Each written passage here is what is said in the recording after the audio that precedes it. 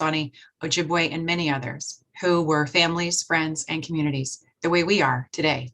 The town of Collingwood acknowledges the Lake Simcoe-Nottawasaga Treaty of 1818 and the relationship it establishes with the original inhabitants of Turtle Island.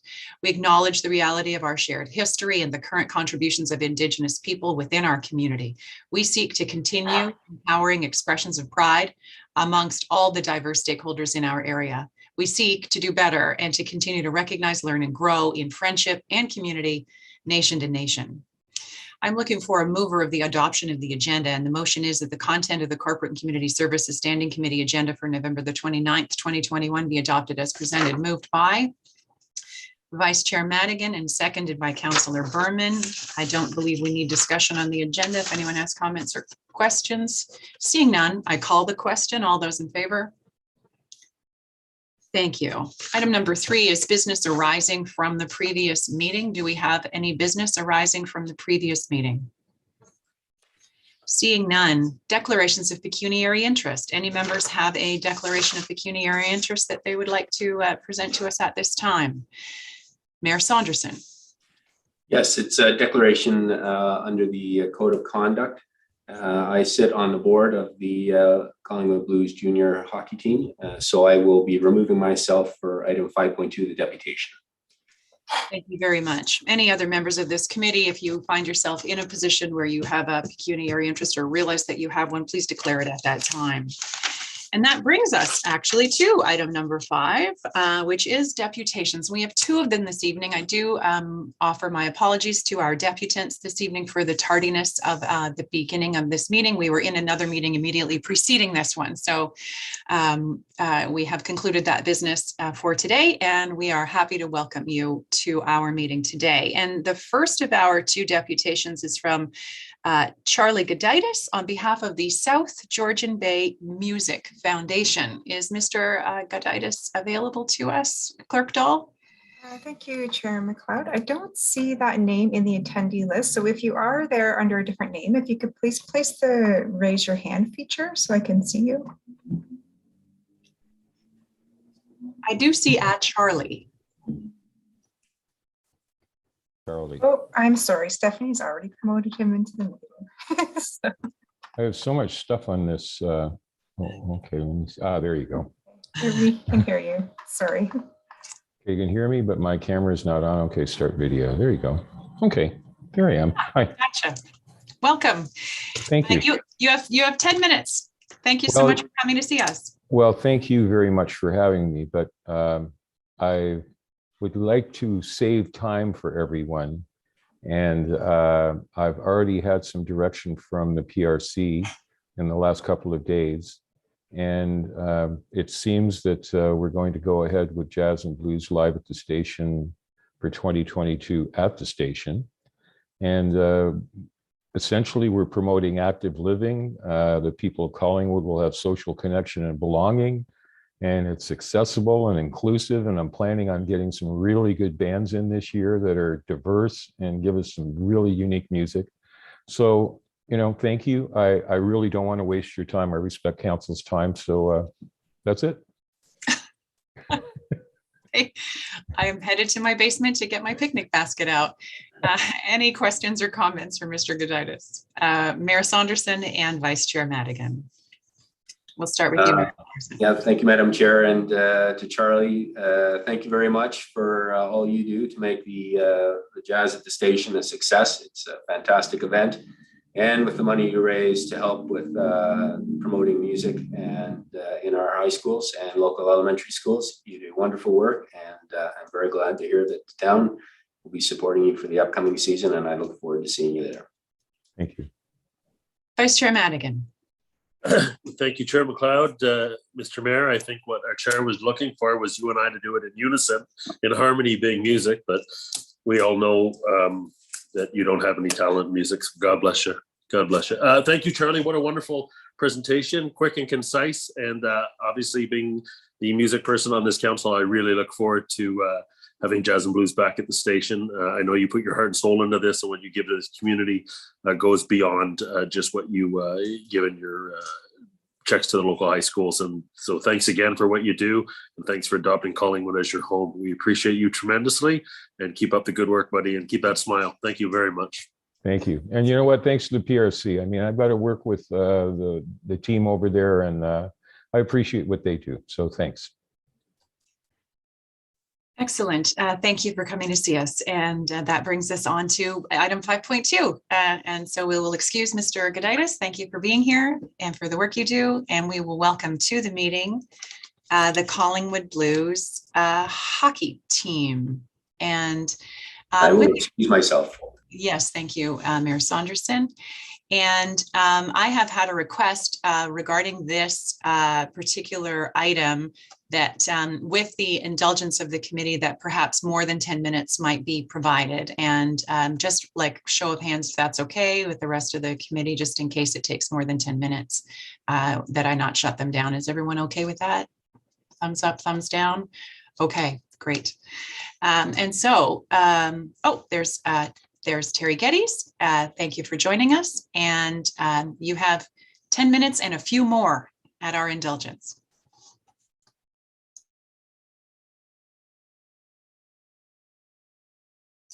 We will need you to unmute yourself. Somewhere on your, there you go. Thank you so much, Chair MacLeod. And I want to take an opportunity and thank Charlie. Jazz in the Park has been so successful over the years, and it's because of his type of leadership. And where I'm going with this, Chair MacLeod, is maybe we can just grab a few of the minutes that he didn't want. So I'm speaking on behalf of tonight, and we'll introduce our team in just a moment on behalf of the Collingwood Blues. And it was about 3 years ago now that Council, in your wisdom, supported the Blues as a Junior A franchise. And since then, the Blues, as promised under our owner and president, David Steele, have delivered, and more so, on what their promises were to the town of Collingwood. I want to start by thanking first and foremost Dean Culver and the staff of the PRC who oversee the Blues in the arena, and all the other support that is given to them, Madam Chair. And also to people like yourself and other councillors that I know come to the Collingwood Blues games. And I am also talking directly tonight through you, Chair MacLeod, to the fans, the Collingwood Blues fans, because I've been told many through them are going to also be watching tonight. We have a very exciting opportunity coming to the town of Collingwood. And it's because of the Collingwood fans and the support of the people of Collingwood towards our franchise, ensuring that we have the largest attendance of any team in the OJHL. That opportunity comes forward to us. It also comes as a result of the support that we've had from the other two organizations within our municipality, one being the Collingwood Minor Hockey Association and the other being the Collingwood Girls Lightning Association. And just a quick shout out to the fact that on Friday night, we have a very special night in which we're honoring Mike Kane, the first captain of the Collingwood Blues, and the under-9 Collingwood Lightning will be running a food drive that night. So all Collingwood fans, please remember that. Our committee tonight consists of, and speakers in this order, Chair MacLeod, will be David Steele, our president and owner, Marty Savoy, who is the commissioner of the Ontario Junior Hockey League, Rick Morocco, who is the director of business development and events for the Ontario Junior Hockey League, and our own Rob Hallwright, who will be the chair of the AllStar Weekend.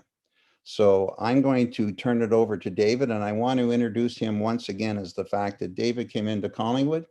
He promised that he was going to bring a franchise forward, which would be exciting. He promised that he would upgrade our arena, and all you have to do is walk into our arena to see the upgrades in the Eddie Bush that have occurred. He is a wonderful human being to work with. He has a heart of gold in terms of returning to the municipality as much as he possibly can. So David, I'm going to now turn it over to you, and you can make the exciting announcement that we have. And thank you, Terry. And there's no better person to give me that welcome than you. You've worked 1,500 hours just on this new opportunity that our team has to host the 2022 AllStar Weekend in January. We took a bid on it about midway through the summer, and we were awarded it, and then we began to work. There's lots that have gone into preparation for this. And I'd love to share with you a few people, one being Marty Savoy, our commissioner, and the other being Rick Morocco, who have been working all the hours with us to kind of create a world-class event. Like, Collingwood is such a great place to have a hockey team, and you know, we have such support from the town. We have such a good relationship with the Parks and Recreational people, and no better place to showcase such good relationships than an AllStar Weekend here in Collingwood. So I'll pass it on to, I think we'll do Commissioner Marty Savoy, then Rick Morocco, I believe. And then I'll be back to chat at the very end of the meeting, I believe, Terry. Yes, and we got Rob Hallwright, who will talk about Collingwood's involvement in it after Rick Morocco, Dave. Perfect. Okay. Well, look forward to hearing it all. You're up, Marty. Thanks, Terry. Thanks, Dave. To Chairman MacLeod and members of council. On behalf of the Board of Governors, our 22 Board of Governors League, first of all, thank you for allowing us this evening to come on and talk about something that we're pretty excited about, that being the 22 All-Star celebration here for the OJHL. One of the commitments I made to Dave Steele when he took the team and to Terry is that, you know, if you run a good franchise in a community that gets support, we'll bring events. We'll bring major events to the community with your team to be run. And this is one of the events that we are extremely looking forward to coming here in the new year. I think the Collingwood Blues have quickly become not only one of the top markets and franchises within the OJHL, but also within the Canadian Junior Hockey League, which consists of over about 100 Junior A clubs from across the country. And I think you'd all agree with me if you've been down to the Eddie Bush that a major reason for this is the ownership of Dave Steele. But more importantly, I think the work and support that he has for his wife, Christina, and their dedication to developing these young people through the game of hockey. There's other key individuals as well. You know, these organizations don't run by themselves, and the stronger ones that they have seem to have the stronger support. Individuals, including Mr. Gudaitis here as a former mayor, the Blues directors, the Blues staff, but also the staff of the town of Collingwood. Whenever we turn around, we need something. It seems like they're there, willing and able to help with whatever we need. And then, of course, we can't forget the number of volunteers. I think the Collingwood Blues, if not lead the league, is one of the league leaders with volunteer numbers as well. And it's that army of individuals that help support a club, and you see what the success that they've had. Another key factor that one of the reasons we enjoy working with the community of Collingwood is to support the club receives from the community of Collingwood, from the fans and local businesses as well. I think the proof in that is that not including the COVID year here, but the 2 years that the club has been in existence, they've led the league in attendance, which just speaks volumes to the support that the team had in the community. We knew this. We really thought coming back into the town of Collingwood, we could get the fans out with the right ownership and management group. And the proof is just in the stats alone of what they've been able to do with the fan support. So with that, when we had the bids come in for the 2022 All-Star Game, it was fitting and obviously that Collingwood be a leader in a community to hold it, which accumulates of the All-Star Weekend. We'll have a nationally televised game. Our actual All-Star Game will be live on CHCH Channel 1 across the country. The one big thing with the league and our governors is coming out of the COVID shutdown, we wanted to make sure that we had an exciting and a premier event that focuses around our players and the past, present, and future of the game. And this event is a celebration not only of the OJHL and junior hockey, but all of hockey. And as such, you'll see 2 days of events that are going to be very interactive. We want to make sure we bring a lot of the community out through the weekend. And with that, what I'll do is I'll turn it over to our Director of Business Development, Rick Morocco, to kind of quickly outline the 2-day event. And if there's any questions, we'll be more than happy to answer. Thank you. Thanks very much, Marty. Thanks, Marty. The OJHL All-Star Celebration initially launched in Oakville, Ontario, in November 2019, and it was an amazing day of festivities. And our goal with the event is to celebrate OJHL junior hockey, the community where it's run, and of course, to showcase our players, the past, present, and future, as Marty indicated. This year's event will consist of, on Friday night, January 14th at 5:30 p.m., an OJHL alumni game, followed by, for the first time ever, the 2022 OJHL skills competition at 7 p.m. and finishing with the All-Star Celebration Gala at 9:00 p.m.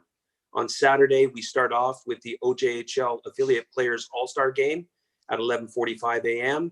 Then the event we've all been waiting for, which is the 2022 OJHL All-Star Game at 3 p.m. broadcast live, as Marty said, right across Canada on CHCH TV. And then we finish up at 7:30 p.m. with the Instat OJHL Prospects Game.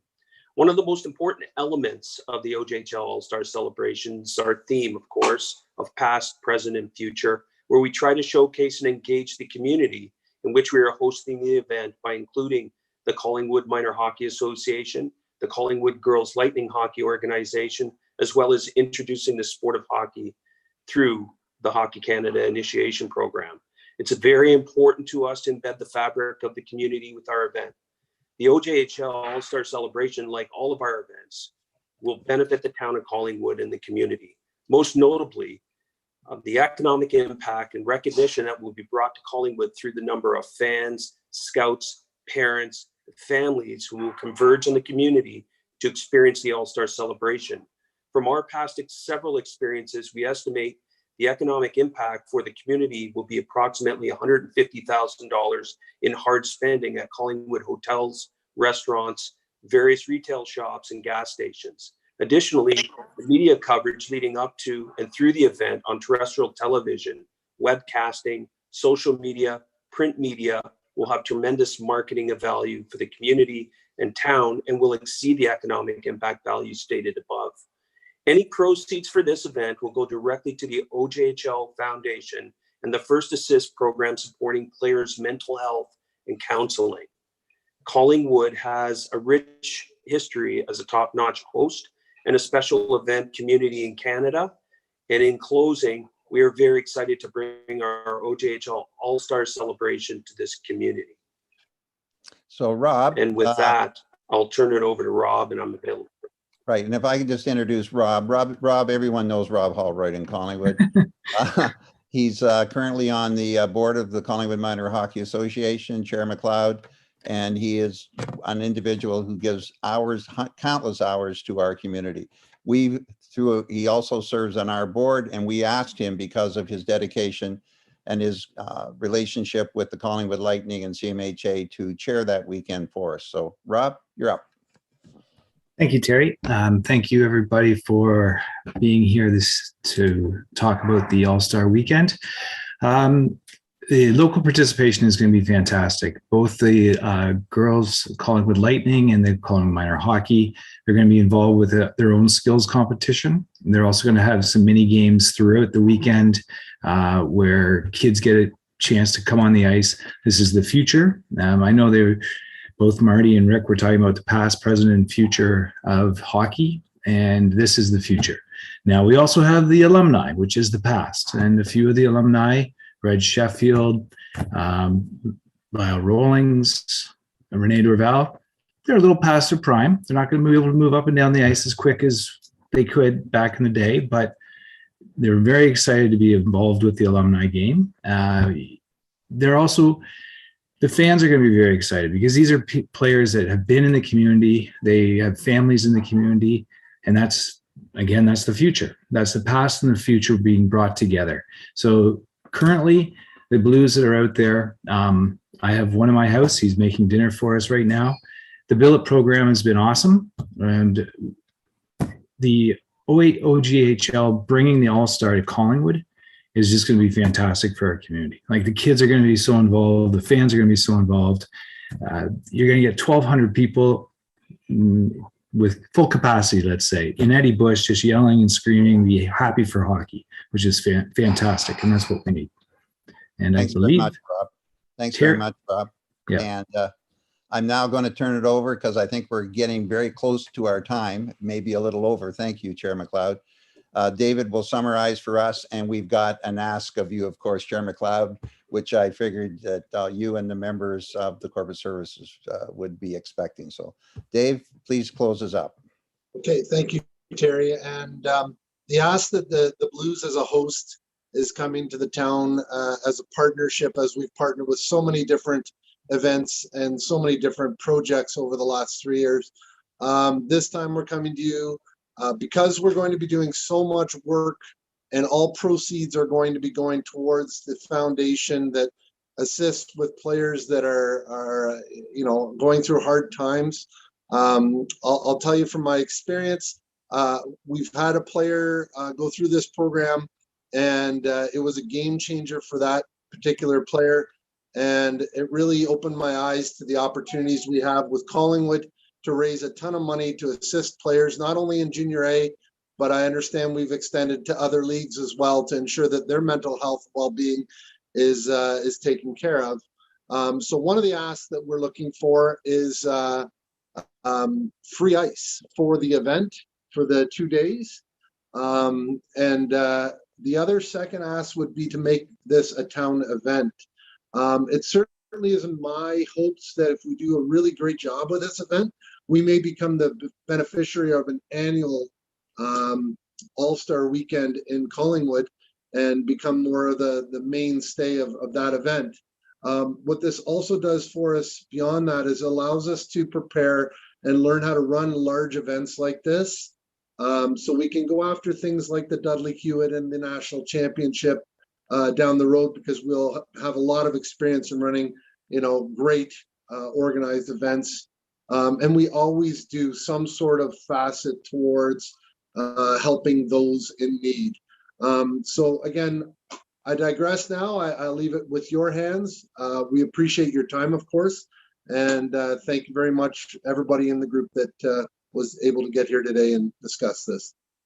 So on behalf of our organization, Chair MacLeod, thank you also for the leniency on our time tonight. Greatly appreciated.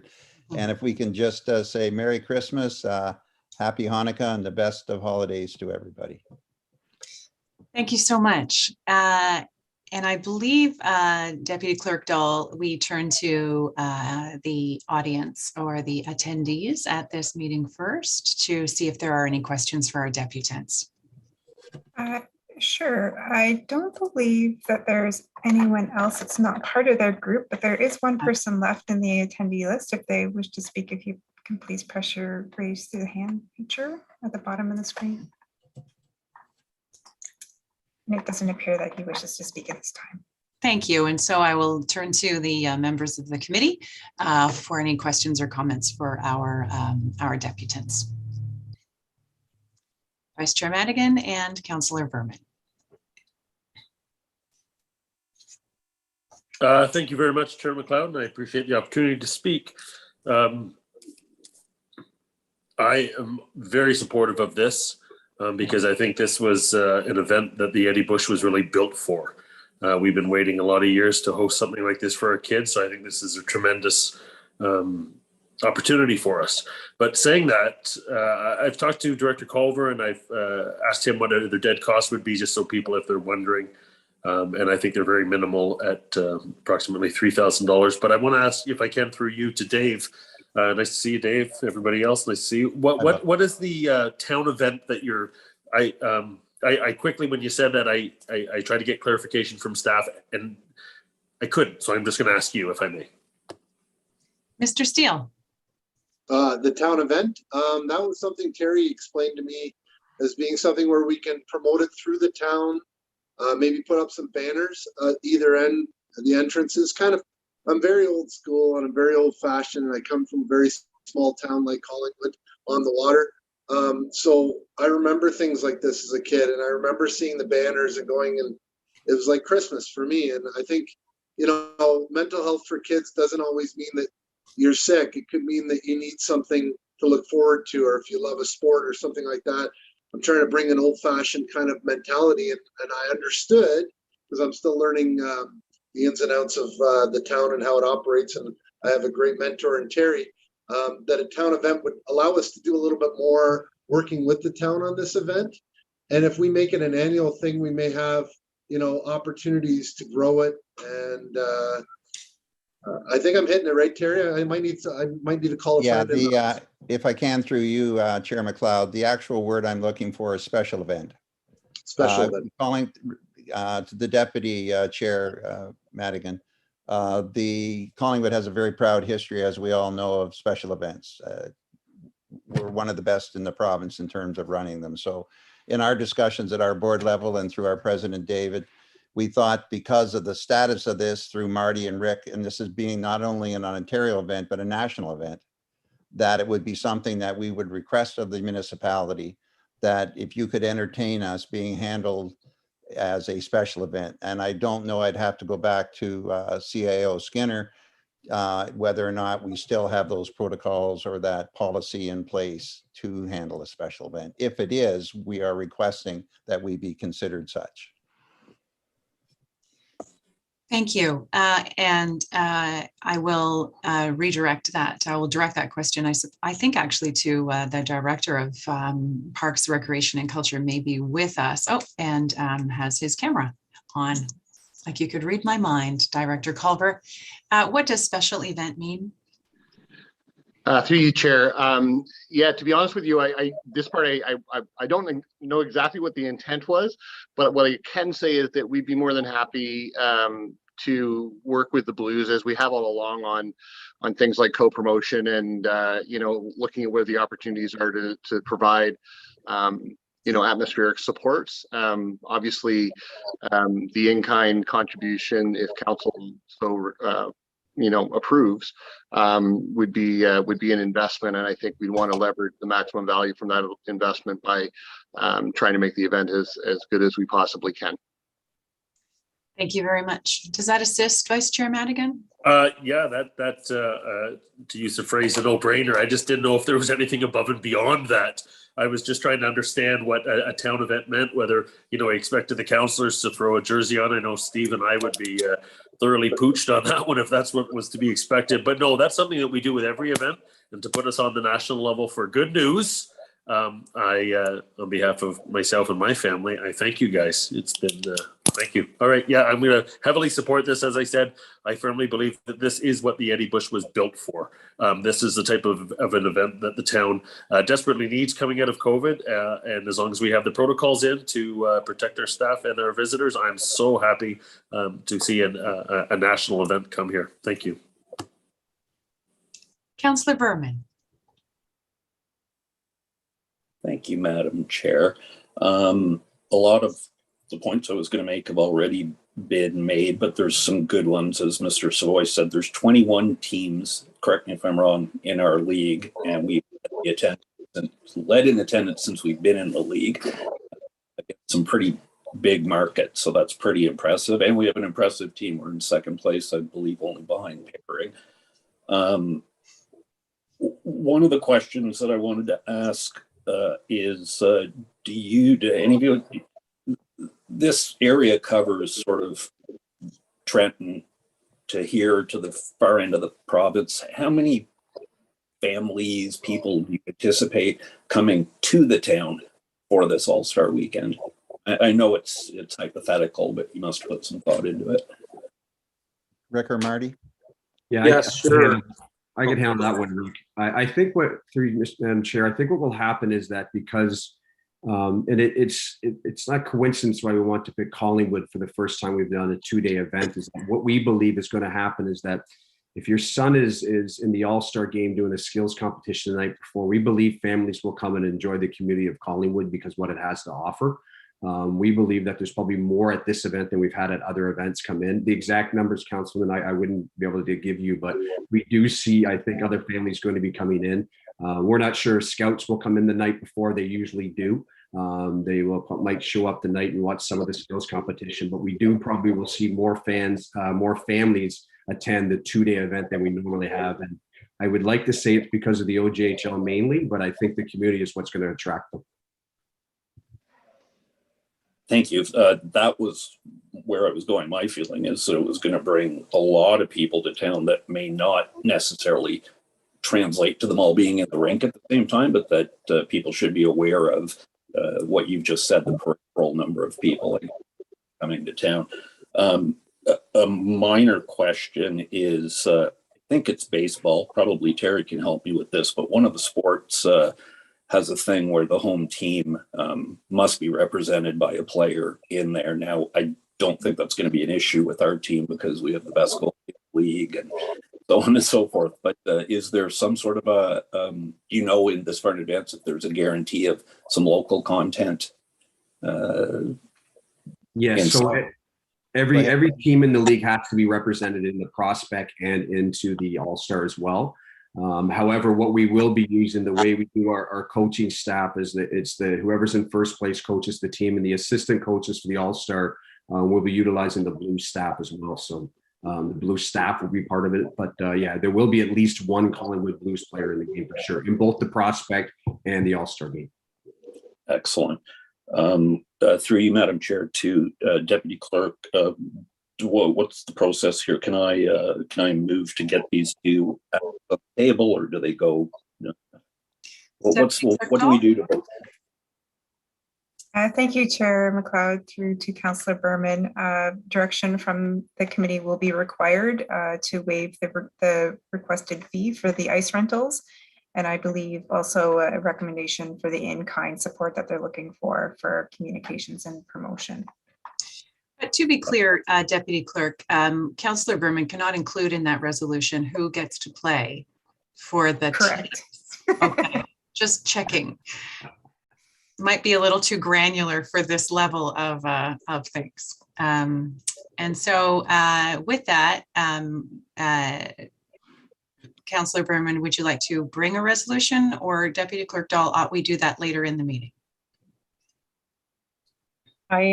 Through the chair to the committee, I'm fine if you do it now, since the members are here and we can let them enjoy the rest of their evening. Councillor Berman. Well, first point of clarification, there is a guarantee and his name's no pack. But aside from that, yes, I'd like to move those two things. I don't know if I have a seconder, but I assume Councillor Madigan from his kind words. Excellent. So we have a mover and a seconder. Are there any comments or questions regarding this resolution to provide support in kind and to waive the fees for ice? Councillor Comey. Thank you, Chair. Before we took the vote, I just wanted to offer comment to thank everybody in attendance. That was a great presentation. And I was particularly moved by Mr. Steele's words about motivating and inspiring our youth. And I think that I took his comments to mean not just for hockey, which is such an important part of our community, really, but it spoke to me as if you were resonating with all of our youth sports, because these tournaments are true whether they're for hockey or so many of the things that come to our town. So I thank you for just highlighting this topic in general, because really we know that youth tournaments and sports do drive our economy, and they are important, and they do bring families to town. And just the comment, thank you. I'm so glad to hear the Lightning are involved. They are really doing fantastic work in our community and on the ice. So just thank you very much. I look forward to supporting this. With that, I will call the question. All of those in favor? I believe that passes unanimously. Gentlemen, thank you so much for being here. And if I might, Madam Chair, I just want to take a moment and say thank you so much to you and to your committee. And I take then that we would be working directly with Mr. Culver as we move forward. Would that be correct?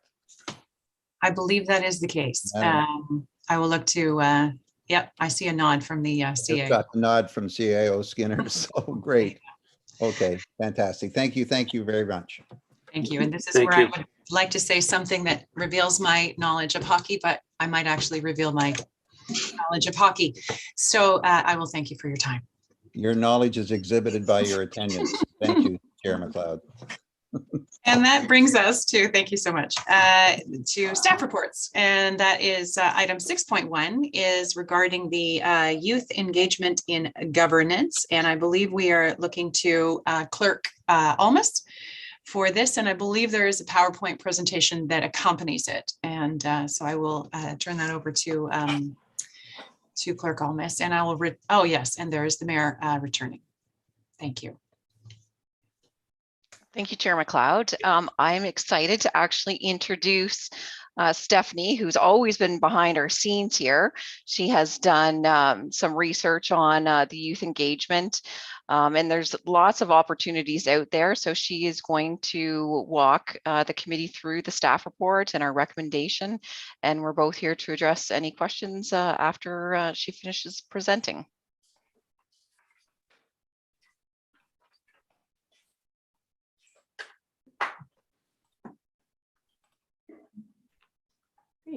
So good afternoon, or sorry, good evening, Chair MacLeod and members of the committee. I'm just going to walk you through a brief presentation. Youth engagement in governance is identified as a priority in the Collingwood community-based strategic plan goal, transparent and accountable local government.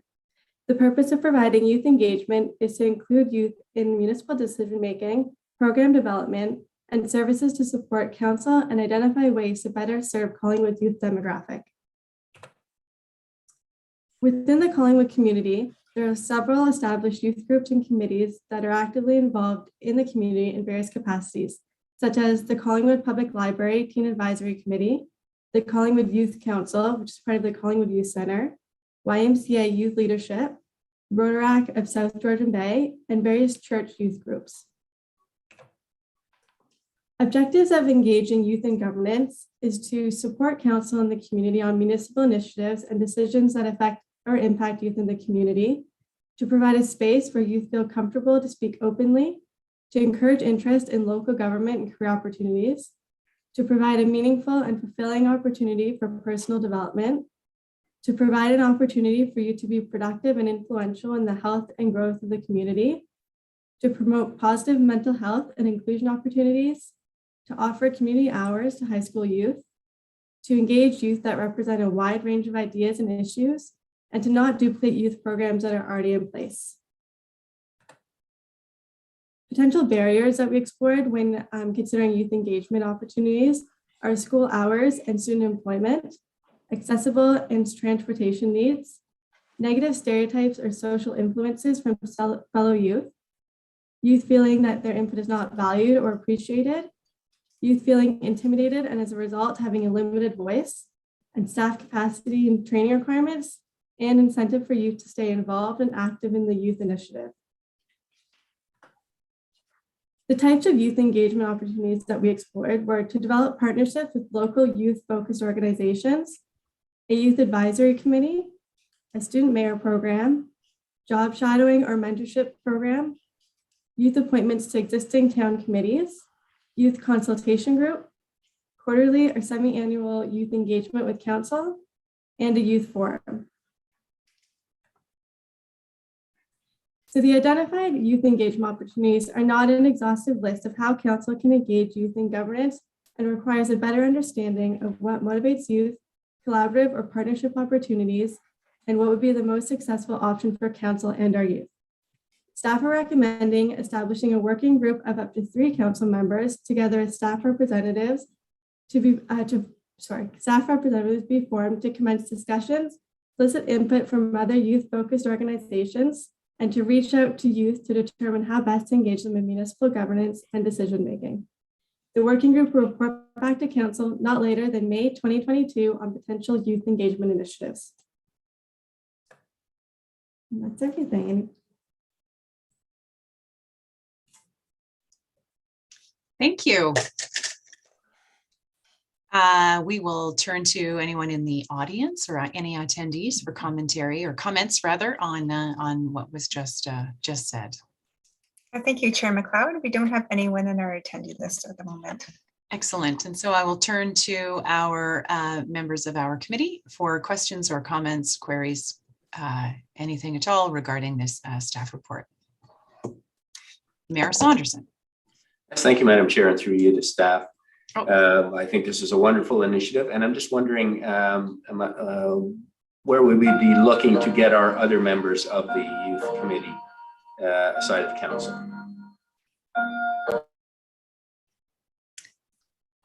Who would like to take that? Clerk Almas.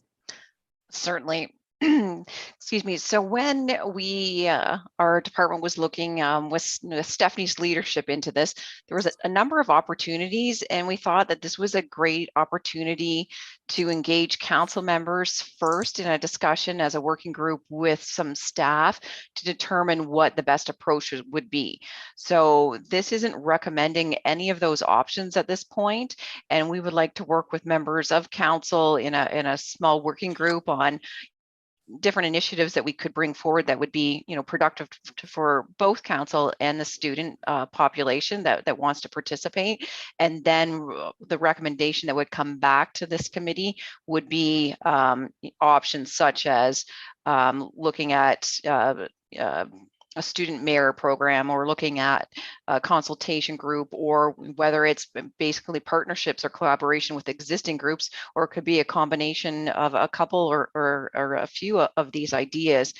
And another area too, sorry, that we didn't outline in the presentation was there is different municipalities that do engage youth, and their description of youth ranges. Some range just to the high school level, some range up to 25, some include groups like the Rotaract that go up to the age of 29. So we want to work with members of council first and figure out, what is the right approach, and then make a recommendation back to a committee and council on the next steps. Does that assist, Mayor Saunderson? It does. And I absolutely will support this. Thank you. Deputy Clerk Dahl, I see your card up. Yeah, sorry, Chair MacLeod. I don't know that we have a mover and seconder for this staff Oh, report. yeah, we probably should have moved that first, shouldn't we? Thank you. Okay, there we go. Well, duly done.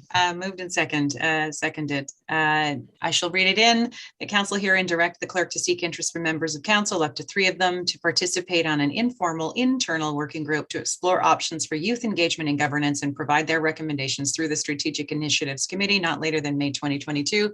Moved by Vice Chair Madigan, seconded by Councillor Berman. We've had comment from Mayor Saunderson. Any other members of this committee would like to have things to say regarding this staff report? Vice Chair Madigan. Sinking it in right at the end. Thank you so much for giving me the opportunity to speak when I wasn't on the ball 100%. I'm obviously going to support this. I think it's great. My little brother was actually student mayor in 19 something, I don't know, 80 something, 88 maybe. And it was a very proud moment for our family when he did that. And I would actively love to be one of the 3 members of council. I've had a really good opportunity to interact with the youth of Collingwood over the last 31 years, owning a music store, kind of where it's one of the first stores that kind of kids come into by themselves. And I'm a firm believer, and they truly, to quote Whitney, they are the future. So I'm putting my name out there right now, dropping my flag, as they say. This is what I want to do. So I'm going to support it, and I hope the staff heard that again and again and again. Thank you. I believe they heard it loud and clear. And any other comments or queries from the committee? Okay, and so seeing none, I will echo Vice Chair Madigan's thoughts, and would also put my name forward as someone interested in this. And with that, I will call the question on the staff report. All those in favor of receiving it? Carried unanimously. Thank you. Yes. CAO Skinner. Thank you, Chair MacLeod. I just wanted to make a brief comment. One is, this is a product of your strategic plan in action. It was endorsed by council in June of 2020, July of 2020. And one of the items that council prioritized was a youth governance and engagement of youth in our community. I'm really pleased that Clerk Almus and Stephanie Hockren have gone out and talked to the Collingwood Youth Centre and a number of other organizations. And I think I was really glad to see this moving in this direction. I hope we get fantastic engagement, because it's going to make a difference for Collingwood moving forward if we can get hear from our youth the way that the members have just articulated they would like to. Thank you. Thank you, CAO Skinner. With that, we will move on to item 6.2, which is staff report C 2021-21, Town of Collingwood and Downtown Collingwood BIA Memorandum of Understanding. And I believe this is also Clerk Almus. Thank you, Chair MacLeod. So we do have a brief presentation for this. And as Stephanie is pulling it up in the background, I first want to say it has been a very long process. There is almost every department involved in coming up with the roles and responsibilities, expectations, obligations between both parties. both parties being the BIA and the town of Collingwood. So this was first presented, actually, we'll get into the presentation and I'll further elaborate, but I'm excited to finally present this to council and hopefully get some endorsement and move forward with our relationship and positive building of our downtown with our community partner. Next slide. So again, the purpose of this staff report was to receive the input from the Downtown Collingwood BIA Board of Management pertaining to the draft operating agreement between the town and the BIA. So this sets out the expectations and obligations of both parties. The feedback has been analyzed by staff, and a revised version of the agreement, which is now in the form of a memorandum of understanding, is being presented for the committee's review. Next slide. I will also state that it is unfortunate that the deputy mayor's leave of absence is happening at this point, because he was a key player in seeing this come to fruition. So a thank you to the deputy mayor for his work and the work of all of the board members as well in analyzing the operating agreement that was originally proposed and coming to this solution.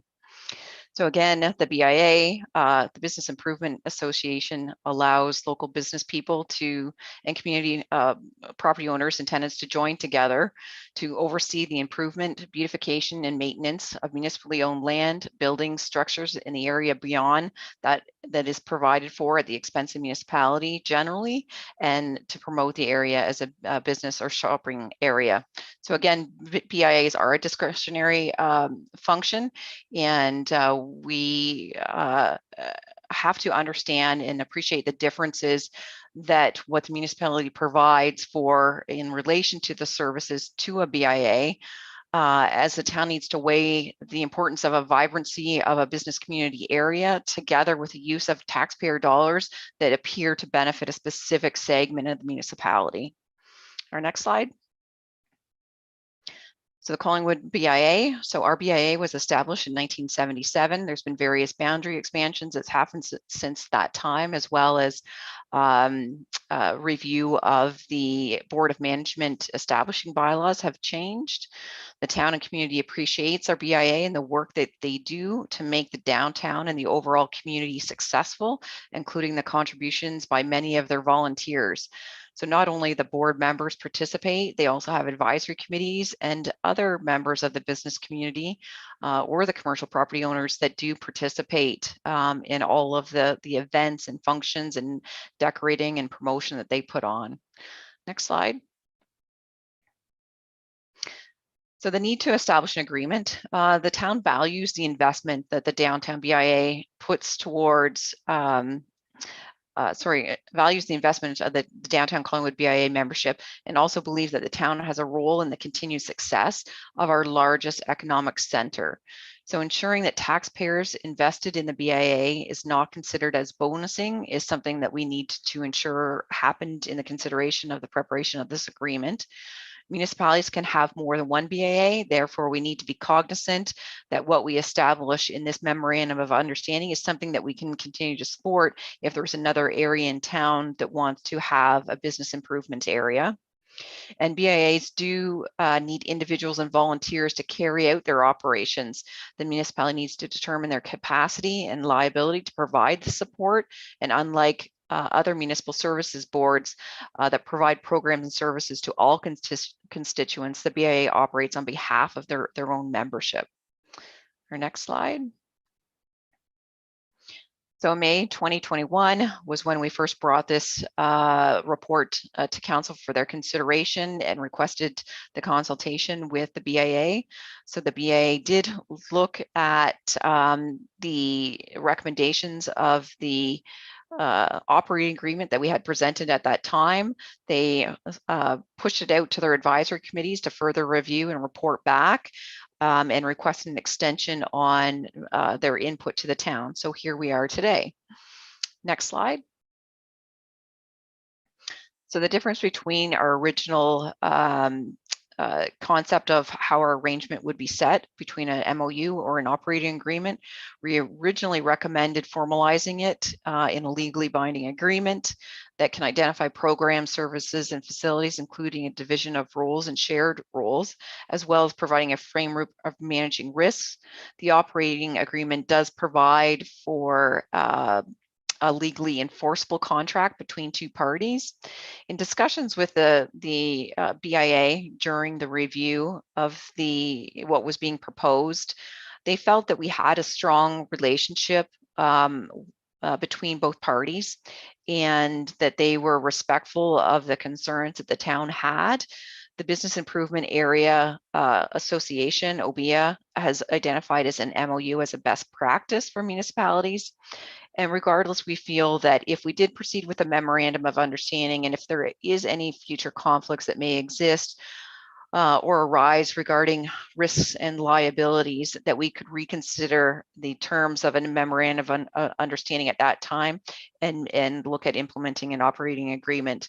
But staff feel confident in presenting it as an MOU at this point, and that's why we agreed to this change. Next slide. So the MOU identified best practices for municipalities and their BIAs as recommended by their association. We do recommend proceeding with the MOU. It does become a living document that's reviewed annually as budgets are prepared and priorities and or capital projects and funding opportunities are identified. In event that either party is not compliant as indicated, that we would look at reinstating an operating agreement versus an MOU. Next slide. Division of responsibilities. So one of their big concerns in their feedback reported back to us following the consultation was the ambiguity with capacity. And we agreed that we couldn't commit to various staff capacities at this time. An example that was provided for in the staff report was currently we're one of the only municipalities that actually provide governance support from the aspect of agenda preparation, distribution, meeting taking. And I think as long as we maintain a consistent level of what we're providing right now in terms of the town's requirements, we're able to support this. However, in the future, if we look at expanding the town's complement of advisory committees or boards, that we may need to reconsider that. Also, the responsibilities are divided regarding liability. So the impacts regarding insurance claims, WSIB, health and safety, the importance of success and vibrancy of the downtown with respect to social, economic, and cultural factors, consistency, precedent for providing support should another BIA be requested and established in the town of Collingwood, and partnership opportunities to share funding for infrastructure services and events. Next slide. So this is the division of responsibilities that have been included within the proposed MOU as set out in the attached staff report that is available on our website. And I won't get into all the specifics, but these are the areas that that the report actually addresses, and it's included within the Memorandum of Understanding. Next slide. So right now, the obligation to provide that the town supports are, we are responsible for the collection of the BIA levy. We're responsible for integrity commissioner and closed meeting investigation services, INFIPA support, board members' insurance coverage, infrastructure maintenance, beautification to normal town standards, and access to the town's auditor. So they must use the town's auditor, but we are not required to pay for that expense. So that has been identified within the obligations of the BIA. So again, the items that they're looking for is payroll services, financial services, procurement supports, governance supports, insurance coverage and claims, and the rest of those items identified in there. There is specific agreements. Actually, I believe it's identified on our next slide, so I won't jump to the next slide in advance. So if we'd like to go to the next slide. So these are some of the services that the BIA would be responsible for now. Through this memorandum of understanding, that they will be responsible for the approximate $2,500 a year for the auditor fee They'll be required to obtain their own insurance and WSIB coverage. Because of their incorporation, they can get employer's liability insurance in lieu of WSIB. So this is an additional expense to them of $6,000. They do have arrangements with the town for paid IT service support. However, they can outsource that to another IT service provider should they choose. We provide HR and health and safety support to a nominal standard. And if they require more support, again, it's dependent on capacity that we're able to provide. And again, additional maintenance above the normal standards is something that we have identified within the MOU, but would normally be at their additional costs. They have access to our professional service providers through our procurement processes, should they desire to use those services. So staff recommend the complete agreements for one of their items that they included in their feedback provided to the town was concerns with having all of the agreements they have in place form part of the agreement, and staff believe that they should be noted within the roles and responsibilities that agreement could exist, but shouldn't form part of the formal MOU. Next slide. These were the items, and I think I've touched on most of them about their feedback. So again, capacity, referencing to an MOU versus an operating agreement. One thing that they requested is that they have appropriate training for various responsibilities, and that's something that staffs totally support and will be providing at no additional cost. We provided timing for their audit, removal, repair and installation of infrastructure. That was a major concern for them. Obligations to sidewalk clearing, snow removal, weekend waste collection, their involvement with special events. So special events normally consulted with them after meeting with the initial event provider, and BIA and the special events department has agreed that they should be involved from the get-go for events that are happening in the downtown. They don't have an opportunity to veto an event, but they have an opportunity to participate in the discussions from the beginning. That the BIA will be consulted on parking discussions before they're considered by council. This was an important one. We want to make sure that depending on the recommendation pertaining to parking, that the standing committee should understand the information first prior to it going to the BIA. So depending on the impact of the parking changes that are being recommended would necessitate the discussion prior to the staff report or after the staff report, but staff feel very strongly that council and standing committee should receive information before the BIA is consulted in case it is something that the standing committee doesn't feel should proceed at that point. So I think that's a big consideration that's been added within this. Again, they brought up the Heritage Committee membership component, and then an insurance premium and deductible costs that they were amenable to proceed with. There is some areas regarding mapping and ownership responsibilities that will still be confirmed within 2022 pertaining to gardens and hydro infrastructure, as well as weekend and holiday waste collection opportunities. Next slide. And at this point, we're recommending the committee's support that this moves forward to council for implementation for January 1st of 2022. Next slide. That's it. Thank you, Clerk Almus. I will turn to Deputy Clerk Dahl to look to the public in attendance to see whether there's anyone who wishes to comment on the staff report. Thank you, Chair MacLeod. There is no one in attendance at this time. Thank you so much. And so the recommendation on the table is that staff report CAO 2021-21 Town of Collingwood and Downtown Collingwood BIA Memorandum of Understanding be received. And further that council authorize the execution of a memorandum of understanding between the town of Collingwood and downtown Collingwood business improvement area. Do I have a mover and a seconder on this issue? Mayor Saunderson and Councillor Berman. Any comments, queries, or questions from members of the committee?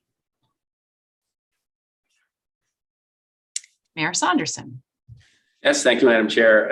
And through you to staff, This has been a long time coming, and it's an important piece to define our relationship with our BIA, and they have been doing a fantastic job over the last 20 months, really, since the pandemic hit. And so I want to compliment our staff and the BIA staff, and I'm very pleased that you noted the contribution of the Deputy Mayor. He's been integral in this process. And as I look out the window here, I just get to see all the great work the BIA is doing, lighting up our downtown. So good news piece for all of us. And hopefully it will help us smooth out our workings with the BIA and make sure we all go keep in our lane and continue to do great work.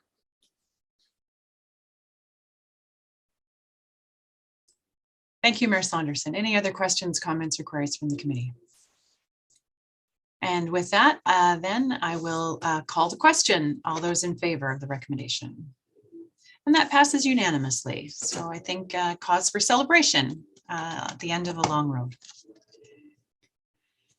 Which brings us now to item 6.3, which is C 2021-22, update to business licensing review with regard to food vendors. And my understanding of this is that it will be Deputy Clerk Dahl who has been liaising in this situation. And this is sort of a housekeeping kind of thing because we have some work underway in the background. Deputy Clerk Dahl. Yes, so thank you, Chair MacLeod. You are absolutely right. This is a bit of a housekeeping matter. This item first came to fruition at the council table in the spring of 2021. Staff were directed to undertake a full review of the licensing of food vendors in preparation for the 2022 permit season. In the review, it was to include a framework for assigning locations to food vendors operating on municipal property, licensing of food vendors situated on private property, distance requirements between food vendors and certain building types located, their locations, and the provision of services. Stephanie, if you could please advance the slide. Sorry.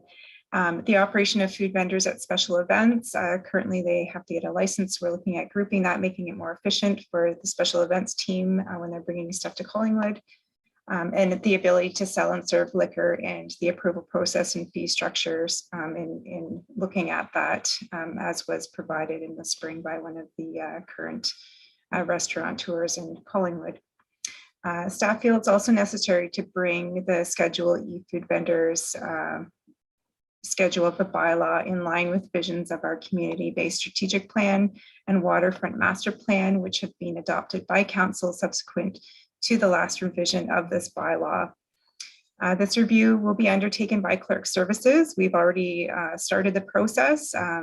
We will also be doing this in collaboration with the Parks Department, Public Works team, and bylaw enforcement, including the newly hired licensing officer, understanding that their main focus is on the short-term accommodations, but we're seeking valued input from the licensing officer on licensing policy development with regard to licensing of food trucks in Collingwood. So what we're here to ask of the committee today is that a moratorium be proposed for the current bylaw in place. Currently, food vendors on public property generally begin operations in the spring and cease operations October 31st, or depending on the weather. There are some potential safety and maintenance concerns with food vendors located in our parks and being able to remove the snow and stuff in those areas appropriately. All of our food vendors currently are licensed for the year, expiring on December 31st. And we do have some vendors that still operate in the wintertime on private property year round. So if we were to not provide a moratorium in the current bylaw as we review it, this could create a situation where, should updates to the bylaw come forward in spring 2022 as anticipated, some food vendors would be licensed under the current bylaw and some under the refreshed bylaw. So our recommendation to council, if you can move to the next slide, is that staff direct to issue a temporary 2022 business licensing in the following manner, pending review of the food vendor schedule under our business licensing bylaw. One is temporary suspension of issuing of 2022 business licenses to food vendors until April 30th, 2022, and issue temporary licenses of 2021 businesses with an expiration date of April 30th, 2022 to food vendors that are currently operating and located on private property seeking to remain in the same place upon receipt of applications prior to December 31st, 2021. So if you go to the next slide. So our next steps are staff will undertake a full review of the food vendor schedule, including public consultation with an expected return date to the committee of March 2022. After that date, further public consultation will be sought on the proposed changes to the bylaw with anticipation of it being approved March to April 2022.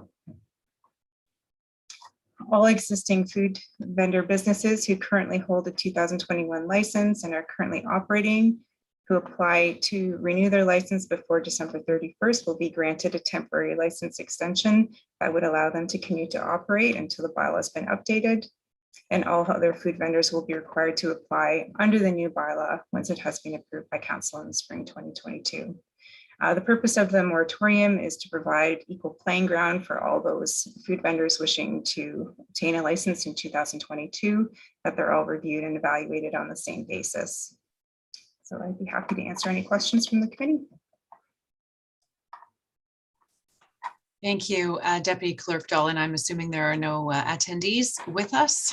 You're correct. Thank you. And so I will read in the recommendation and I will look for a mover and a seconder and entertain conversation regarding it. And that is that staff report C 2021-22 update to business licensing review of food vendors be received, and that staff be directed to issue temporary 2022 business licenses in the following manner, pending a review of Schedule E food vendors under the business licensing bylaw. 1, temporarily suspend the issuance of 2022 business licenses to food vendors until April the 30th, 2022, and issue temporary extensions of 2021 business licenses with an expiration date of April 30th, 2022 to food vendors currently operating and located on private property seeking to remain at the same location upon receipt of applications prior to December 31st, 2021. May I have a mover and a seconder for this recommendation? Vice Chair Madigan, Councillor Berman. Questions, queries, comments from members of this committee? Seeing none, you've done such an excellent job. You've answered all of our questions before they were even asked. And with that, I will call the question then. All those in favor?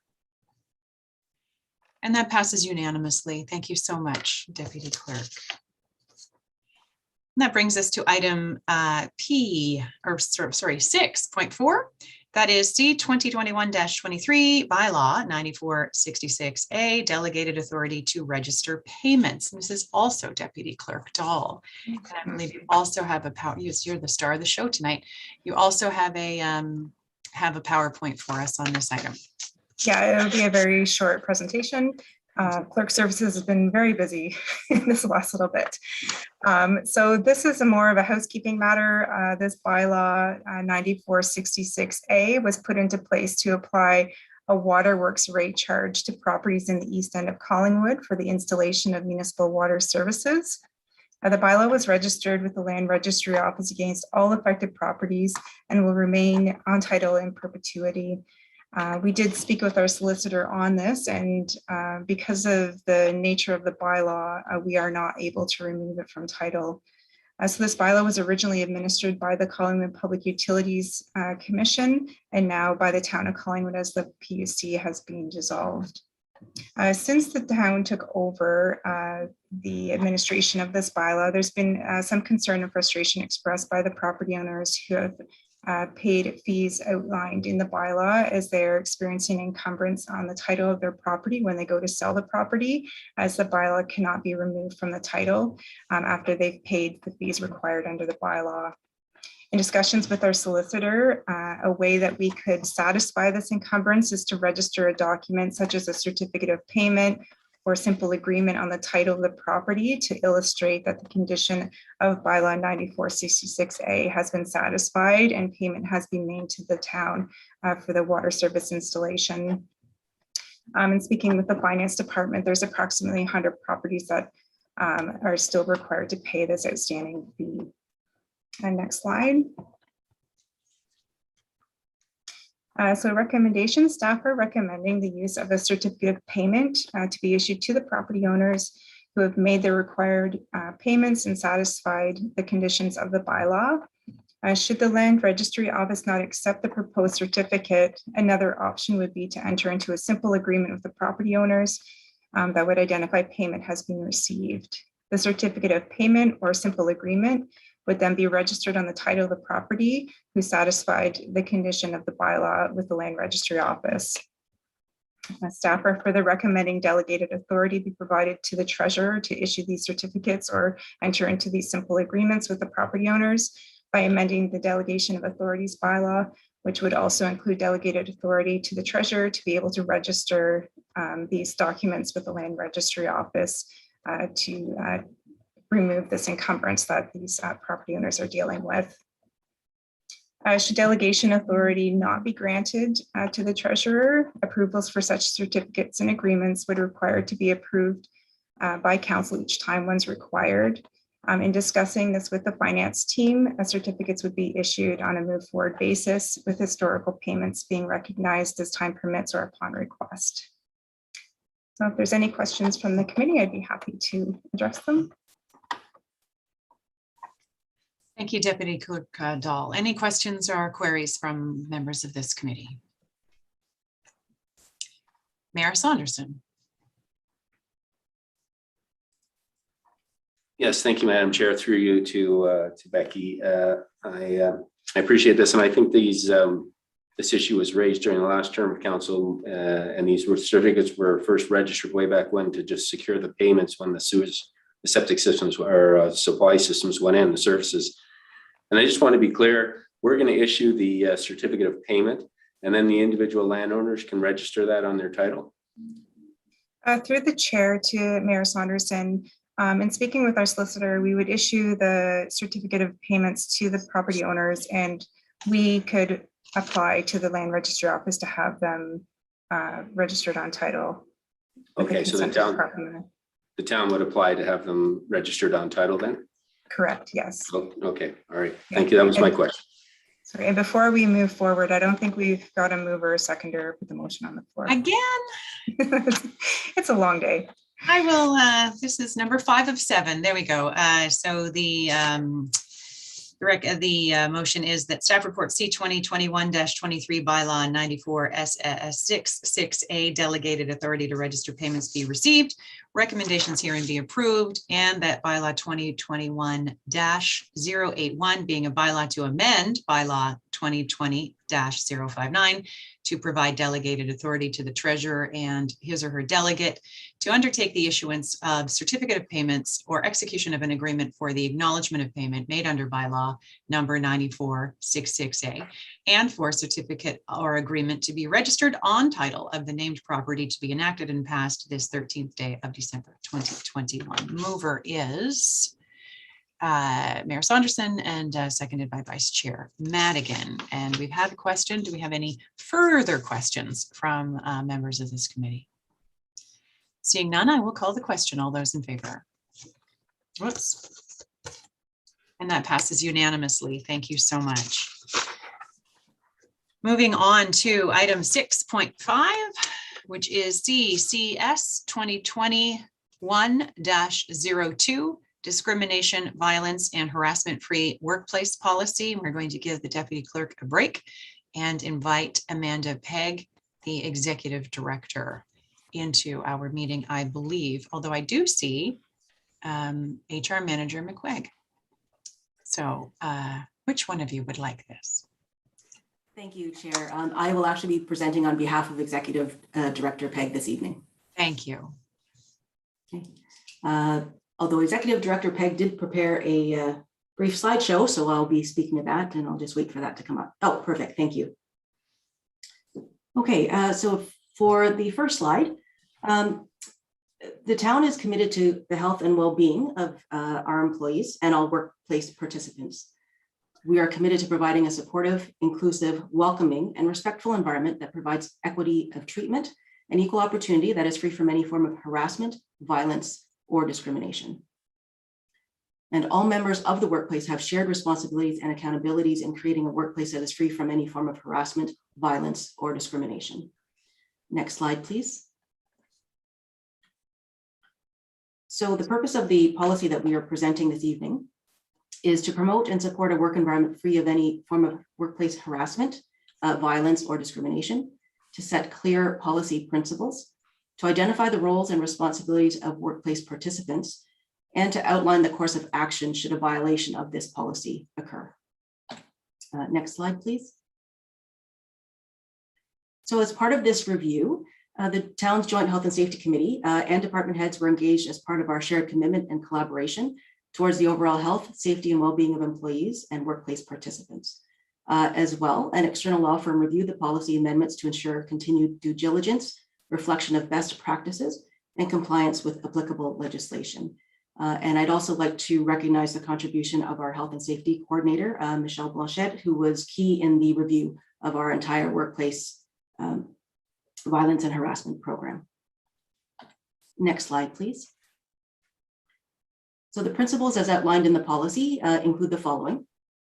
So that the town is committed to providing a work environment that is conducive to personal and professional growth, that no form of discrimination, violence, or harassment will be tolerated, that all workplace participants have a role to play in creating a respectful workplace, and that the town will not tolerate retaliation, taunts, or threats against anyone who files any complaints about harassment, violence, and/or discrimination, or takes part in any investigation.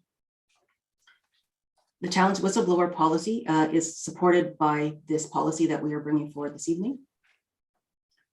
Also, vexatious and frivolous complaints or complaints made in bad faith or without reasonable grounds with the intention to embarrass or harass or with no factual basis filed under this policy will not be tolerated.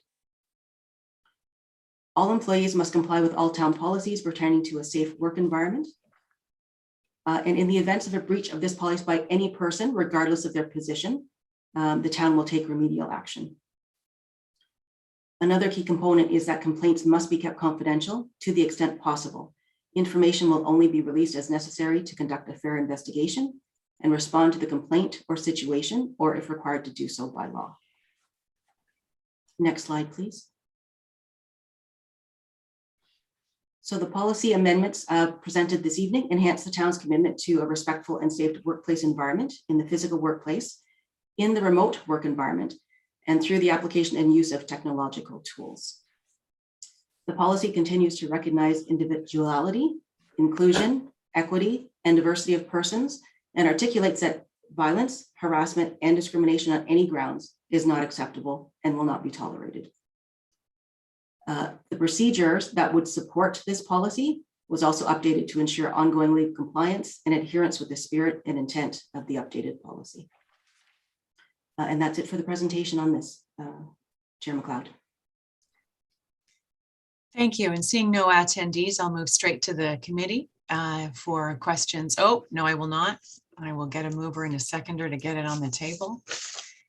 And that is that staff report CCS 2021-02 discrimination, violence, and harassment free workplace policy be received, and that the discrimination, violence, and harassment free workplace policy number D-01 be adopted, and further that D-01 discrimination and harassment free workplace and D-02 violence free workplace be rescinded and replaced with the discrimination, violence, and harassment free workplace policy number D-01, and further that the Chief Administrative Officer continue to be responsible for the annual review and approval of the town's occupational health and safety policy statement and the workplace violence and harassment policy statement as required by legislation. And that is moved by Vice Chair Madigan and seconded by Councillor Berman. Questions, comments, queries from the committee? I see none, but I have one, although it may actually relate to the next staff report that is coming our way. However, I think I would like to be sure that it is that I'm asking this at the correct time, so I'm going to ask it now. And that is that when the workplace is the home, how does the town ensure a violence-free workplace in the case of, say, domestic violence? And this, of course, being November, which is the month that we spend extra time thinking about these sorts of things. And in the light of the pandemic and the statistics that we have seen regarding violence towards women in the home, what can we do in this department, or ought I be asking this question during the next staff report? Chair MacLeod, you may certainly ask it now. It is addressed. Domestic violence is also encompassed by the workplace violence and harassment policy, and it will be more set out in the procedure where we identify how we might handle that. So things like creating a safety plan, or creating things like safe words, contacting the police if we become aware. So those types of things, could be things like screening calls, or those types of things would be certainly things that we could do to address instances where we become aware of domestic violence. Thank you very much. And with that, then I will call the question. All those in favor? And that is unanimous. Moving on to item number 6.6, which is CCS 2021-04, remote work policy. And I believe this is, I don't even see Amanda any longer, so I'm going to go with Manager McQuaig. Thank you, Chair MacLeod. Yes, I will also be presenting this on behalf of Executive Director Peg as well. Okay, so for the remote work policy, first, next slide, please. So the town is committed to providing excellence in customer service and delivering municipal services in an efficient and effective manner. This policy recognizes excellence in customer service, fiscal responsibility, sustainability, staff accountability, and the creation of a culture that retains high-performing employees as key priorities. The policy outlines how the town would administer remote work arrangements for employees approved to perform duties in that format. It sets clear expectations of maintaining or exceeding set service levels. And this policy that's being presented this evening is not related to COVID. It is meant to evolve the workplace to the town's overall benefit. Next slide, please. So the application of the policy, we recognize that due to service delivery needs and the nature of work, the option for remote work cannot be implemented across the board for all services or positions. The policy does contain clearly defined roles and responsibilities for enhanced transparency and accountability. And there is a mandatory remote work agreement, which will clearly set out performance plans and performance that meets or exceeds role requirements, and that would be something agreed to before any remote work arrangement would be approved. Next slide, please.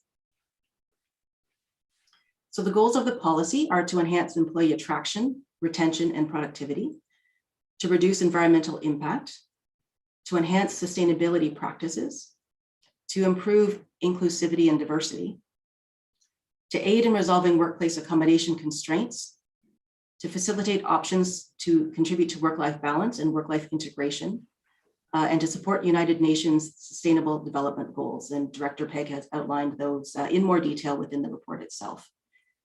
I will mention that over the past year, it has become more common to get a question from candidates for many of our roles regarding the option for some form of remote work. And they've indicated that that is a factor when considering the potential for changing roles, and actually for many of their same reasons identified in the goals of the policy, which would include things like environmental impact and diversity and inclusion, for example.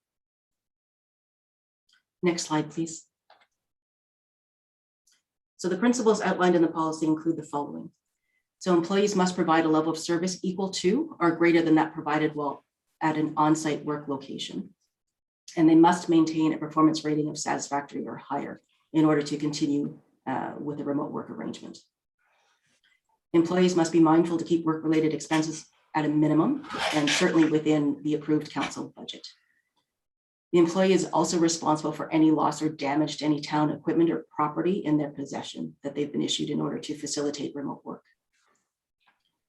While working remotely, employees shall ensure the privacy of work area and manage disruptions and protect the confidentiality of any information or records in their possession. Hours of work will continue to be managed and measured, and the town is not responsible for providing support for an employee's remote internet connection or remote or employee-owned devices. The employee is still responsible for complying with all corporate and administrative policies and procedures as they relate to the employee's job responsibility. So that still applies regardless. And their employment will continue to be bound by the town's conditions of employment, including following regular protocols for overtime, being fit for duty, requesting and taking leaves, as well as health and safety considerations, such as following our harassment and violence procedures, ergonomics, and incident reporting. And employees must continue to comply with all town policies pertaining to the use of computer hardware and software, including acceptable use of technology, passwords, remote access, and security training. Next slide, please. With respect to financial implications, the 2022 proposed budget includes a carryover amount from 2021 in the amount of $15,000 to support remote work implementation costs. And another factor that has not been determined at this time was a significant cost avoidance when it comes to accommodation.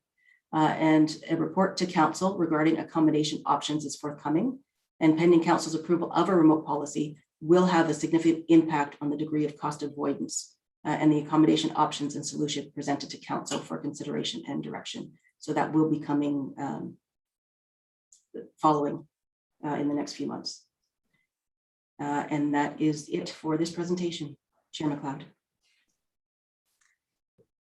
Thank you. And I see no one in the in attendance. Oh, yeah, I just need new glasses, obviously. And I will read in the recommendation, and that is that staff report CCCS 2021-04 remote work policy be received and that the remote work policy be adopted. I need a mover and a seconder to get that on the floor. Mayor Saunderson, Vice Chair Madigan, thank you. And are there questions about this presentation or this report? Councillor Berman. Just one clarification. I support the report, but I just wondered on the part that says that all employees who have been approved to work remotely, is that the who and the number, is that protected by confidentiality, or would the council and the public be allowed to know the number of people or which positions are been approved? Manager McQuaig. Sorry, through you, Madam Chair. Thank you. Through you, Chair MacLeod, to Councillor Berman. Certainly, we would be more than happy to report back on the numbers of staff that are engaged in such an arrangement. I would have to consult, I think, with clerk services about the positions. I suspect would be fine, but certainly not the names of the individuals that are participating. Thank you. Mayor Saunderson. Yes, thank you, Madam Chair. And I mean, we've certainly seen over the last 20 months that definition of workplace has definitely become fluid.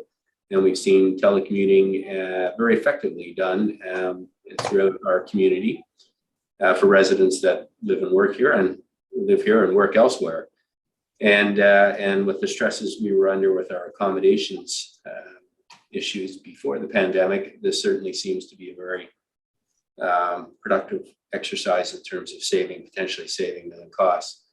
But I guess, and I've read the report and I know there's a number of safeguards, but I guess I'd be interested in staff's comments on, you know, because I think there will be a number of the public who will legitimately ask, how do we ensure that we get the same level of productivity from our employees?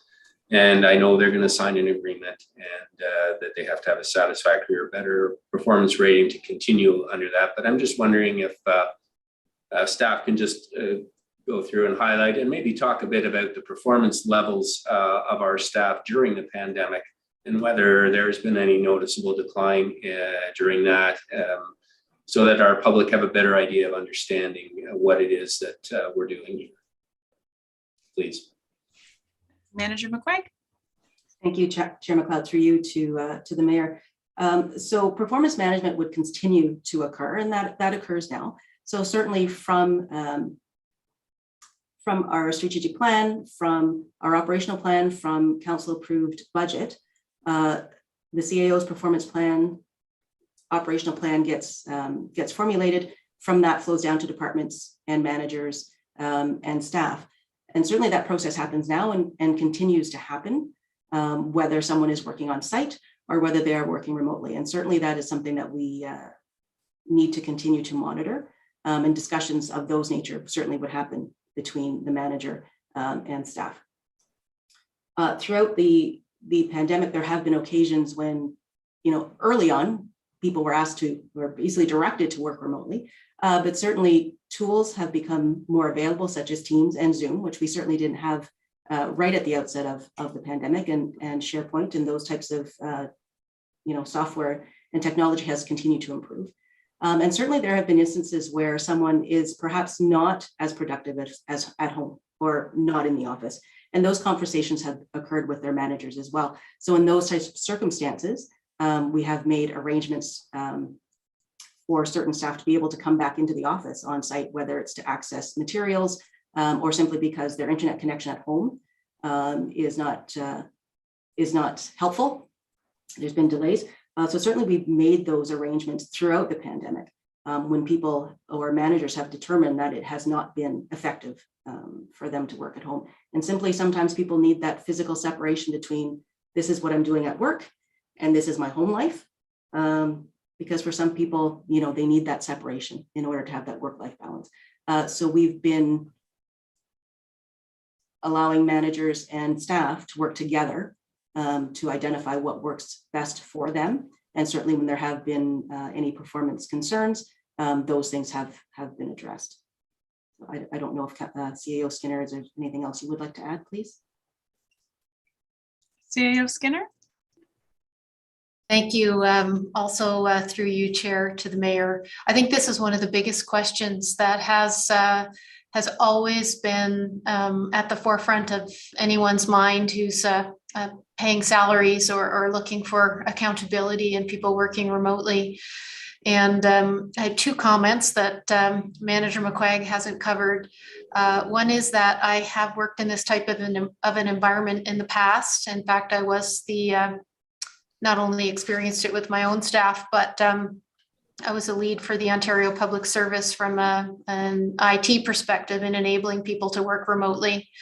And we had about 60,000 people who were applying if they wished to work remotely. So it was a relatively robust system. And I did find, like in the office, I was able to ascertain, as I have also been able to here in Collingwood, who was delivering their normal and the required level of work from a practical perspective. And the other item is that if you can't do that,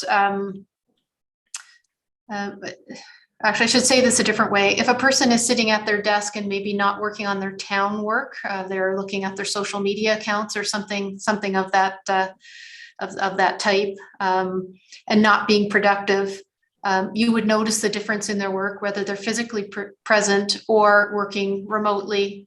So with the considerations that Manager McQuaig has noted, I'm very supportive of moving forward with this policy, and have already myself experienced one or two hirings where we ended up with exceptional candidates because we were able to offer flexibility a day or two a week, for example, to help with someone who needed to be in a different city because that's where their children are, for example, but we're able to come to Collingwood several days a week.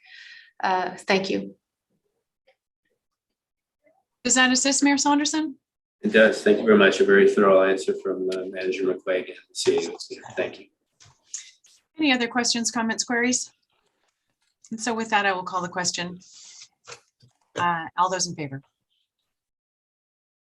Which brings us to our seventh and final staff report this evening, which is CCS 2021-06 Climate Change Update. And I believe we actually have an introduction to make this evening. And but I believe it was Manager McQuaig who was taking the role of ED PEG, but now I see Manager McNulty. And so to whom shall I pass this? Manager McNulty. Through Chair MacLeod and to the committee, I'm very pleased to introduce Nicole Yardy as our climate change specialist. Nicole's been with us for 6 weeks now. And she brings with her a wealth of knowledge and experience on all things climate change and sustainability. So welcome, Nicole. And the floor is yours. Thank you, Dave, and it's a pleasure to meet you, Chair MacLeod, and members of the Corporate and Community Services Standing Committee. As Manager McNulty mentioned, my name is Nicole. I started in mid-October as the Climate Change Specialist for Collingwood, and the purpose of this report was to provide an introduction to the position, as well as provide relevant updates on past climate-related initiatives and future plans. As I'm sure you're all aware of, over the last 12 months, there's been lots of discussions and scientific publications about climate change, including the recently concluded COP26 and the latest IPCC report on climate change.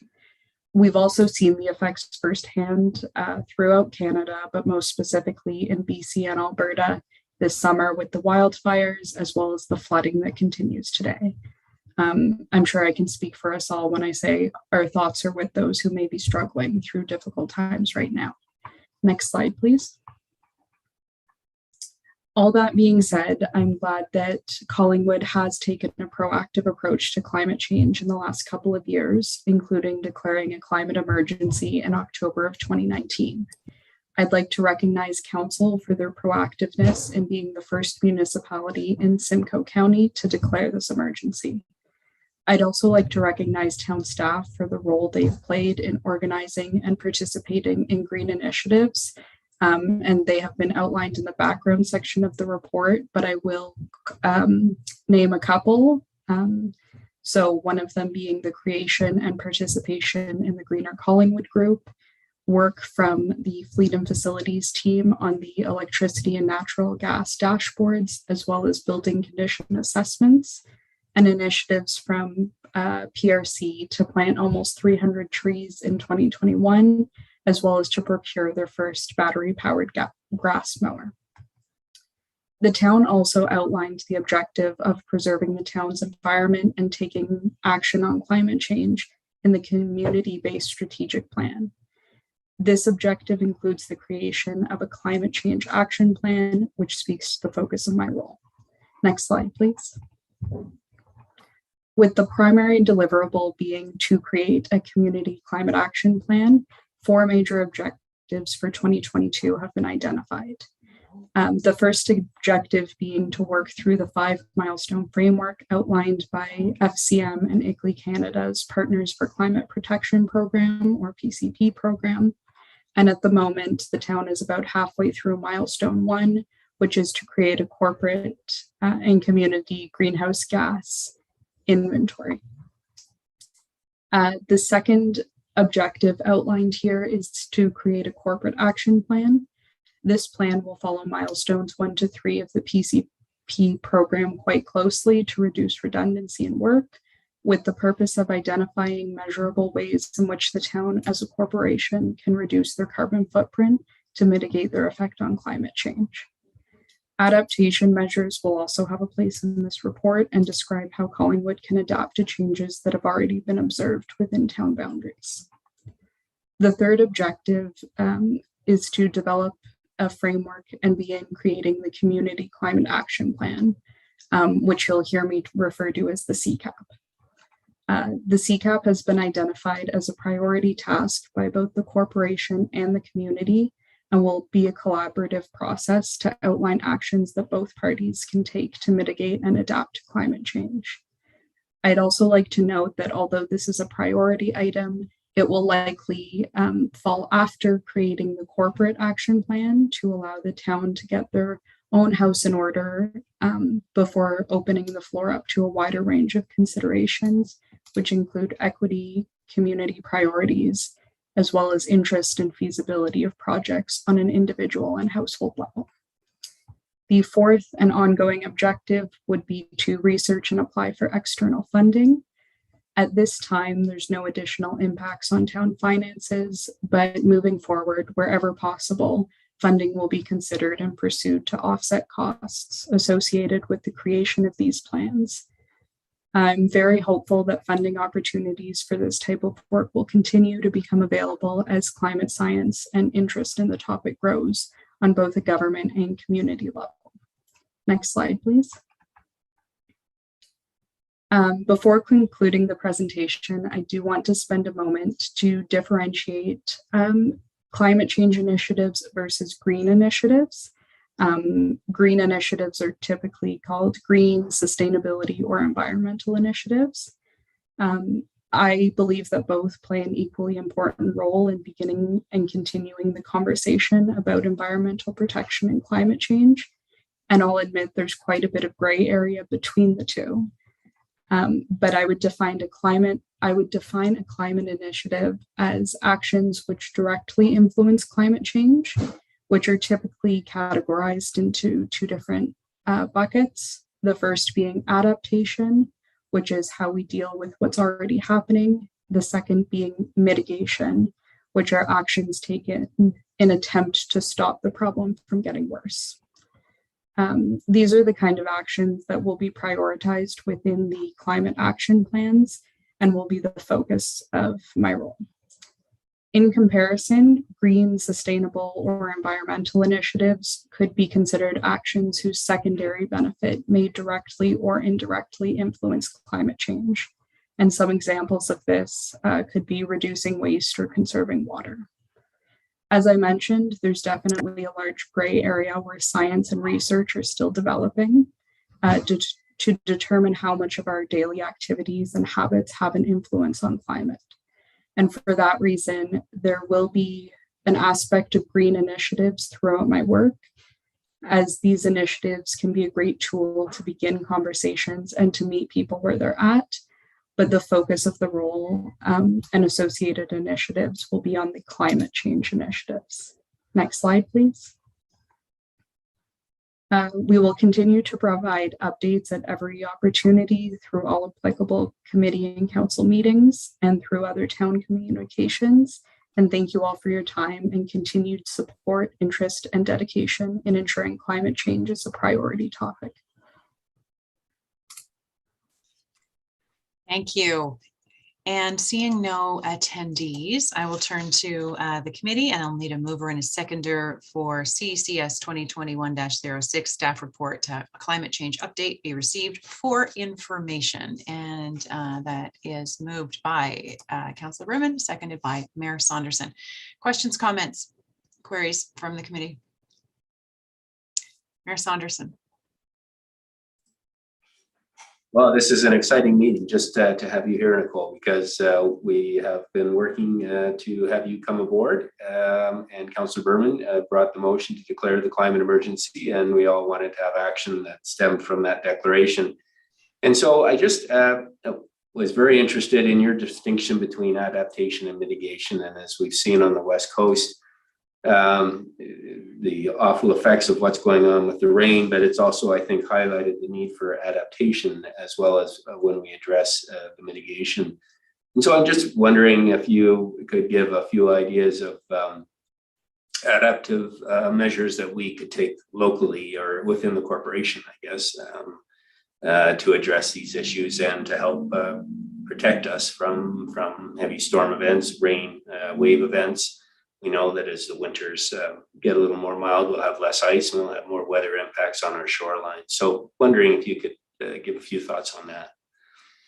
Ms. Yardley? Sorry. That's okay. Through you, Chair MacLeod. I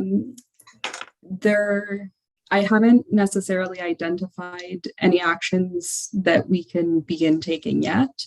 I know the waterfront is a big issue, especially with rising water levels and less ice. So that, and as well as flood protection and erosion protection, will definitely be adaptation measures outlined in the corporate as well as the community climate action plans. Does that help, Mayor Saunderson? It does. I mean, there's lots to do, and I'll say it because I've been saying it since our water issues arose, but I'd certainly love to see us be a community that pushes forward on stormwater harvesting and using that water productively in our houses and in our various systems, and as well as keeping it out of our storm sewers that will then stress our infrastructure, but also our waste management treatment plant. So it's something I'd like us to consider moving forward. And I know you identified that as a bit of a community issue as well. Thank you. Any other questions from the committee? And so with that, I will call the question. All those in favor of receiving this report? And that is carried unanimously. Thank you, Ms. Yardy. And that brings us to item number 7 on our agenda, which is reports and minutes of other committees and boards. And the recommendation is that the minutes of the various committees and boards provided below be received and recommendations contained therein approved. Deputy Clerk Dahl, do I ask for items to be pulled, or do we receive and then pull if there are directions to be given? Thank you, Chair MacLeod. You would receive the report, and then anyone wishing to pull an item can do so after. Thank you so much. And so I will need a mover and a seconder for this. And the items are 7.1, the Accessibility Advisory Committee minutes of November 18th, 2021, the Collingwood Downtown BIA Board of Management minutes from November the 4th of 2021, the Trails and Active Transportation Advisory Committee minutes of November 18th, 2021. Who shall move this and who shall second it? Moved by the mayor and seconded by Councillor Berman. Any items to be pulled and spoken to? I want one pulled and spoken to, so I guess that means I have to hand it over to Vice Chair Madigan for a moment. Please, Vice Chair. Thank you very much. If you would like to go through with what you would like to have pulled, and discussion will go from there. Thank you. I would like to pull item 7.1, please. All I want to say regarding this is that I happily accept the invitation by the Accessibility Committee to attend their meeting on February the 17th at 2 p.m. on behalf of myself. And I think I'm not amiss by saying that the mayor will join me. Consider yourself ordered, sir.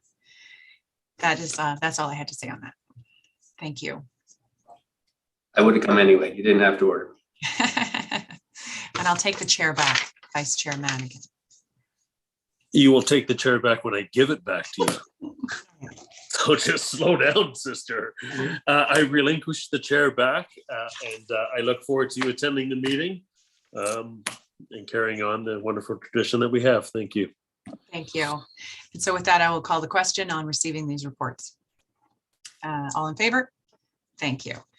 Which moves us on to number 8, the consent agenda. And the motion is that the council hear and receive the general consent agenda, and further that the information and opinions provided in the general consent agenda items are those of the authors and are not verified or approved as being correct. And there is one item 8.1, Plimpton, Wyoming supports Matisse Falcote, concerns with the continued postponement of the property assessment update. Do I have a mover and a seconder on receiving the consent agenda? Councillor Berman and Vice Chair Madigan. Are there any members of the committee who would like to pull and speak to this item? And again, I find myself in the position of handing over the chair because I would like to pull and speak to this item. Vice Chair Madigan. Have at it, Chair MacLeod.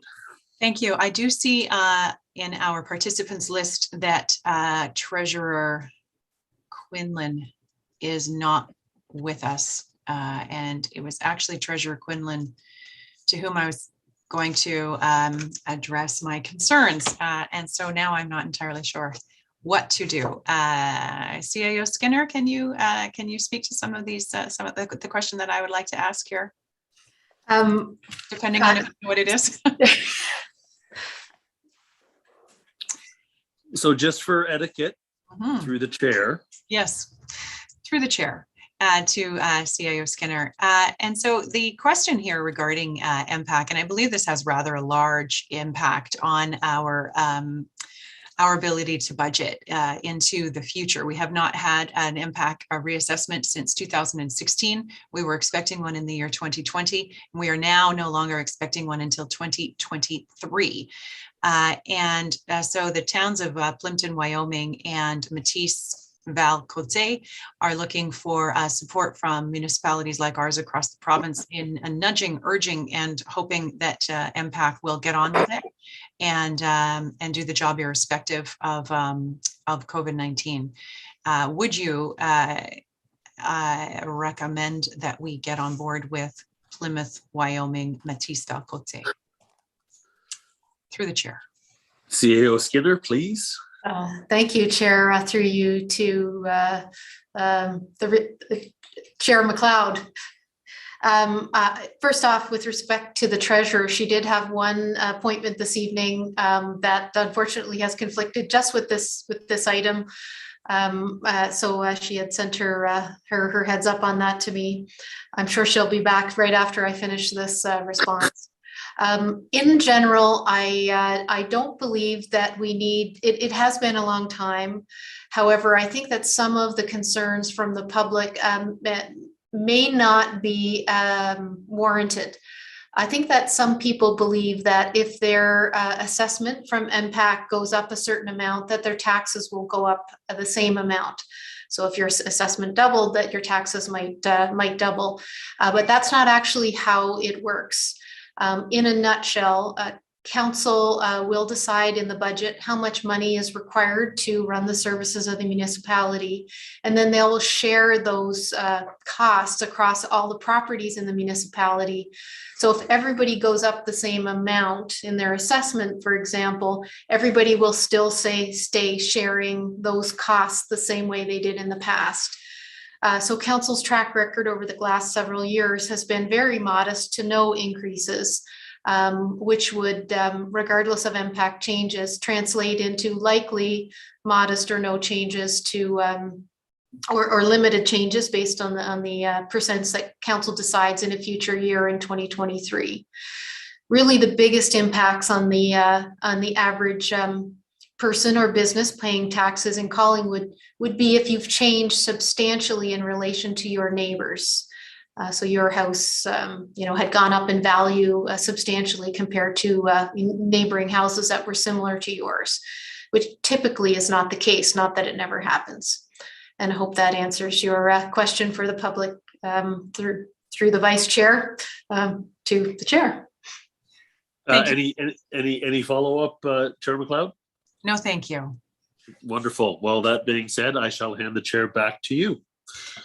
Thank you. And I will call the question on receiving this consent agenda. All those in favor? That passes unanimously.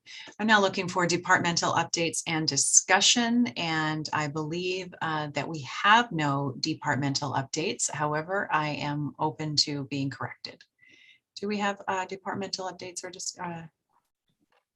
Thank you, Chair MacLeod. I do not believe so, and I don't see anyone's hand up. Thank you. Which brings us to item number 10, public delegations. And having looked at the list and seeing 0 attendees, I am going to suggest that we have no public delegations either at this time or requests to speak to this committee. And that brings us to item number 11, which is other business. Members of the committee, do we have any other business which needs to be brought up this evening? I see none, and I think that brings us to item number 12, which is our adjournment. To whom shall I look for that? Vice Chair Madigan is moving the adjournment, and so we will ask for that question. All those in favor of adjourning at 7:11 p.m. Thank you so much. Thank you for your kind attention after a long day. Thank you, Madam Chair. Good night, everyone. Good night.